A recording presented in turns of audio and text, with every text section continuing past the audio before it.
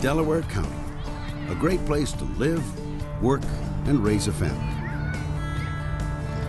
Delaware County is also home to picturesque waterways that provide recreation, increase quality of life, and enhance property values. Keeping these streams and rivers clean is a priority for Delaware County residents, elected officials, and DELCORA, the Delaware County Regional Water Quality Control Authority. Every day, DELCORA safely and effectively collects, conveys, and treats over 70 million gallons of residential, commercial, and industrial wastewater. Property owners also play an important role in keeping Delaware County waters clean. It's their responsibility to maintain private sewer lateral lines. A lateral is the first connection to the sewer system. It is the part that is owned by the homeowner. Specifically, it's the part that goes from the house, usually in the basement, out to the line in the middle of the street. Many aging residential lateral lines are now past their service life, often leading to infiltration and inflow, or I&I. Infiltration occurs when rainwater drips into the soil, entering sewer laterals through cracked and collapsed pipes, pipe joint failure, and tree root intrusion. Inflow occurs when rainwater enters the sewer lateral from directly connected downspouts and drains. The result is high flows of non-sewage being unnecessarily treated at wastewater treatment facilities. Some cities estimate that as much as 60% of the water overfilling their systems comes from sewer laterals. In 2009, it is estimated that Eastern Delaware County paid $7 million to treat clear water which had entered the sewer system. This clear water overburdens the system and raises sewer fees. People hear all the time about our aging infrastructure, and basically homes are no different. Your sewer pipes, all your plumbing pipes, they're all aging, and they're all going to need some type of attention to renew them. Additionally, homeowners sometimes have downspouts and sump pumps tied directly to laterals, causing clean water to enter the sewer system and require treatment and higher sewer fees. It's very common for people to take their sump pumps and attach them to their lateral and in turn our sanitary sewer systems. So right off the bat, being we're paying for flow, it's metered, they're adding a major additional cost to the taxpayers.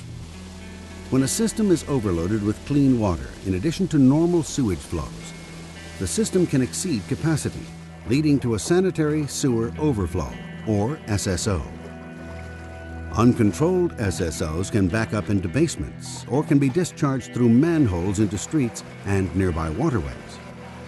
If high flows cause a treatment facility to exceed capacity, raw sewage may even be discharged directly to streams and rivers. As a manager, there's really nothing worse than getting the call about an overflow. It means that you're going to go out there and see what you don't want to see, which is sewage in a yard, on a street, and it's just really messy and really ugly, and there's nothing positive that comes out of that. Obviously a public health hazard and a tremendous problem for our environment if it makes it to our creeks and streams. The county takes this issue very seriously. We're interested in maintaining a clean and green environment for all of our county residents. It's important for the homeowner to understand how that lateral and any deficiencies in it can contribute to sanitary sewer overflow, and also what they might be able to do to eliminate that inflow and infiltration in that line. Lateral lines that let clean water into the sewer system can be identified using a number of contractor-provided inspection techniques, including smoke testing, dye testing, and CCTV video inspection.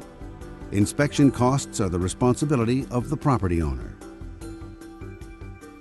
Once a faulty lateral line or source of inflow is identified, the next step is repair. A variety of techniques are available to repair damaged lines. The traditional method, open-cut excavation, requires materials to be removed above and around the faulty pipe for removal and replacement. There are a number of options available that require less excavation, including slip lining, pipe bursting, and cured-in-place pipe, or CIPP. During slip lining, a cable pulls a new, flexible, smaller diameter liner pipe through the existing faulty pipe section. Pipe bursting is a similar process to slip lining, except what happens is you pull a metal ram through the existing pipe. It fractures the existing pipe, and then it pulls a new piece of pipe through it, and then you're left with a new pipe. For a cured-in-place pipe, an epoxy resin-coated fabric tube is turned inside out while being pulled through the old pipe. The new liner pipe is kept pressurized for several hours until the epoxy bonds with the old pipe. Downspouts and sump pumps connected to laterals can also be ecologically remedied through the use of rain barrels and rain gardens, which effectively recharge groundwater aquifers. As a property owner, it's your responsibility to inspect, maintain, and repair your sewer lateral to help keep sewer fees low and prevent a sewage backup in your basement or an overflow into a waterway. Community leaders also play a part by tailoring sewer lateral inspection and/or repair programs that meet the needs of residents. Inspection and repair do have costs, but there are options for program type, repair techniques, and funding. Economies of scale in a community-wide program can also help keep costs reasonable. The companion report to this video is a great resource with specific information on I&I program formulation, types, funding, and other information to meet your community's needs. The report also features examples of Pennsylvania municipalities where ordinances led to successful I&I programs. The solution can't come from one small community. From a community leader standpoint, we need to find a joint solution, and possibly through county, state, federal help, funding, put a plan together. So we need to make sure that all communities are addressing it and addressing it the same way. At this point in time, the major problem is to raise public awareness and get people to buy into the fact that this is something that we need to correct. We need to correct this not just as an authority, but as an authority in cooperation with the municipalities and with the individual property owners. It needs to be done. If we all work to repair these laterals, we're going to be treating a lot less clean water in our sewer system. So it's really as important as keeping your house painted and the lawn mowed. The responsibility of keeping that utility working in as best repair possible is really, really important to all of us.